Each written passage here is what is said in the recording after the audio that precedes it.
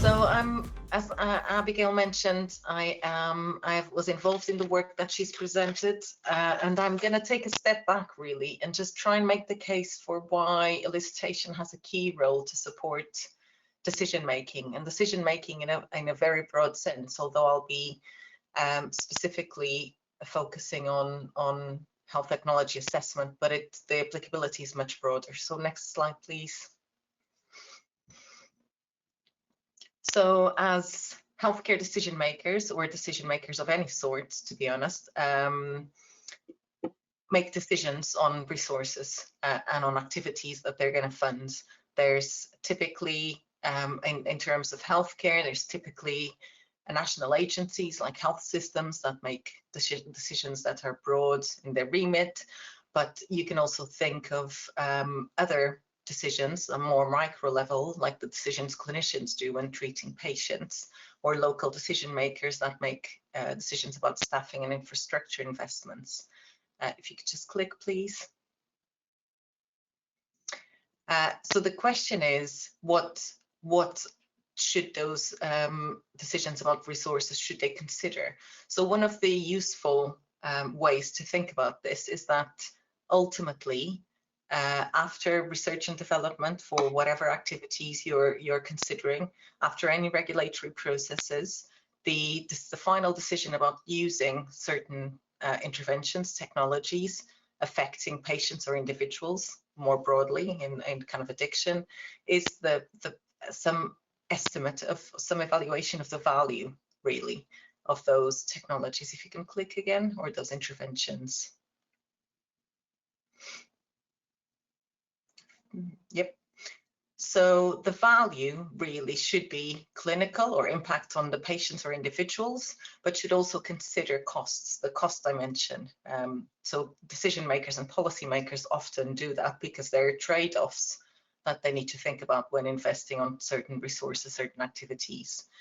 The evidence of value is typically based on long-term. So in addiction, kind of medicine would be value of returning individuals to work in the long term, even health impact in the long term, which often is evidence that isn't available. And therefore, uncertainty really in many of these decision-making and policy contexts is pervasive. You can't avoid uncertainty. We've talked about that previously. If you can click again, please. I've kind of mentioned the considering the costs, which is quite an important dimension if you're a policymaker, because under kind of limited budgets and other uses you can make of budgets, for example, in a health system, and the kind of image depicts a bed full of patients where you, to be able to accept another patient, you have to push one out of the bed. So it kind of just reflects the importance of opportunity costs, which imply, those cost investments imply health losses for other patients. So it's just an illustration of opportunity costs. Click again, please. So when we think about these decisions about whether we should invest in a particular intervention, action, technology, we often try and dichotomize it to make it simpler. But the question often is not that simple. So it's not whether to adopt a particular technology or intervention, but it's in whom, for which subgroups, when, for example, if you have different times in the course of the problem, say disease, when you can apply that technology action, and where, so in which context of care, in the sense of healthcare. If you click again, please. So, for example, there's been a kind of controversial decision at the time when the English health system used value for money assessments, where it was decided on a particular osteoporosis drug that it should only be administered in patients that have a fracture. And this is the type of headlines that you'll see on those types of decisions. If you can click again, please. And now maybe just click until that slide is complete, just because I didn't realize I wasn't going to be presenting. So just one back, please. So in a way to inform these decisions and to make explicit, accountable, informed decisions, policy decisions. In many of these decision-making contexts, you have a parameter space. So there are important considerations you need to make on different aspects of your problem. So in this case of health, you need to consider the course of the disease, the speed at which the disease progresses, the effectiveness of the alternative treatments, any cost implications, mortality and quality of life, and some structural uncertainties in how you've put this problem together.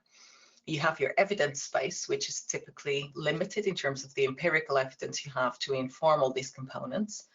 You have some mechanistic evidence on how this intervention works, etc. But basically, you have to use judgment, and that's always the case in any decision that anyone will kind of ever make.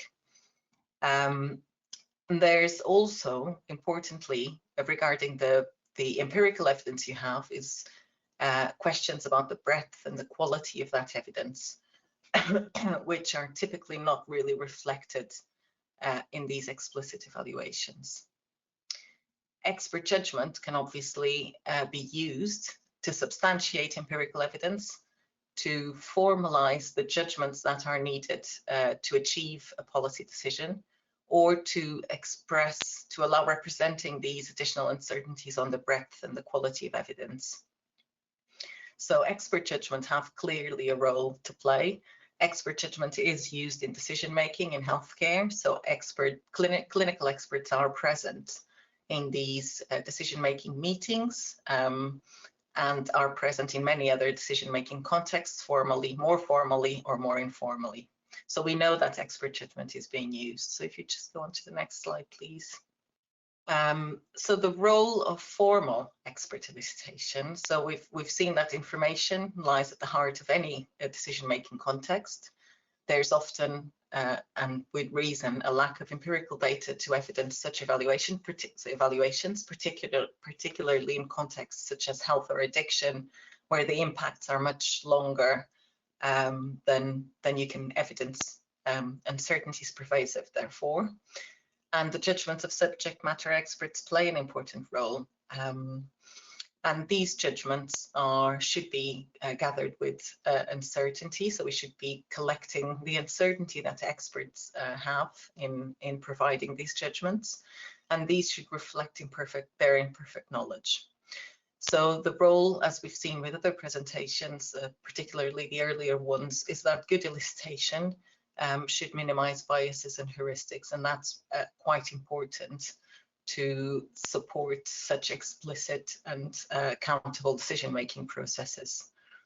Obviously, we have to recognize, and that's one of the difficulties here with the use of elicitation in policy, that probabilities are personal. So it needs to be recognized. If you go on to the next slide, please.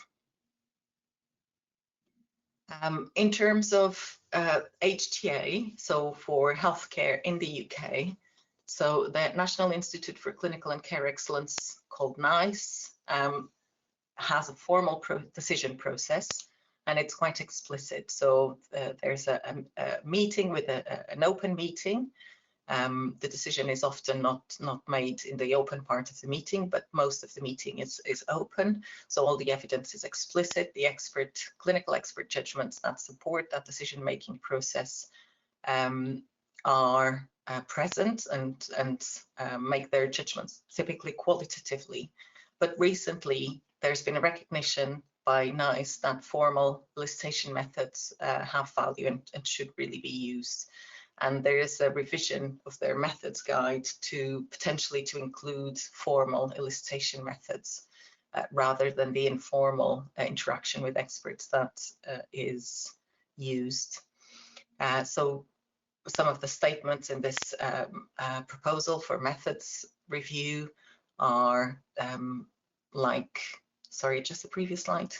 To ensure that the evidence, this evidence of clinical experts is of the highest possible quality when it's used, there's a case to give preferred methods focusing on structured methods for quantitative elicitation and clear, transparent reporting. So that's what policymaking really should be aiming for, to use expert judgment explicitly transparently and using formal and structured methods to minimize biases and heuristics. So I'm going to stop here. Thank you for listening. Thank you very much, Marta. It was a really nice presentation.